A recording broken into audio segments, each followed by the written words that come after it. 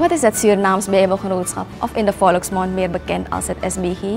De winkel aan de Henk Adamstraat nummer 39 is de meest bekende afdeling van het Surinaams Bijbelgenootschap.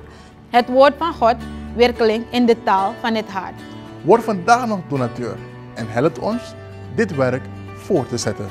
God zegen u en tot de volgende aflevering van SBG Tori.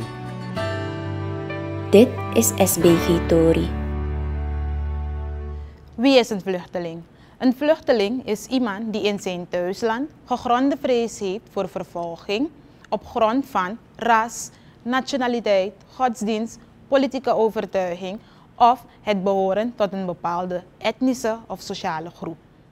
En die geen bescherming krijgt in eigen land.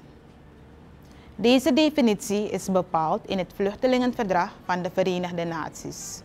Zo'n persoon die vlucht voor een beter leven naar een ander land wordt een vluchteling genoemd. In de Bijbel kunnen we verschillende voorbeelden zien van vluchtelingen. Bijvoorbeeld, dit lezen we van Abraham, van Mozes en ook van baby Jezus, die moesten vluchten voor hun leven. De Bijbel geeft ook aan hoe wij vluchtelingen moeten behandelen.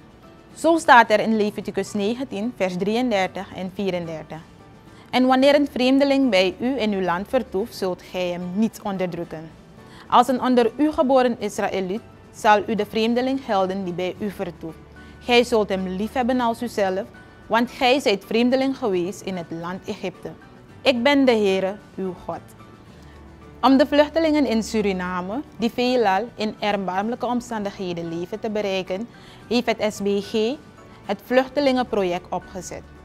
Met dit project bereikt het SBG sinds het jaar 2019 honderden vluchtelingen met voedselpakketten en het woord van God.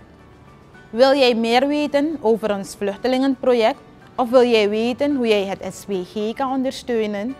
Contact u ons via een van onze platformen die u nu in beeld ziet.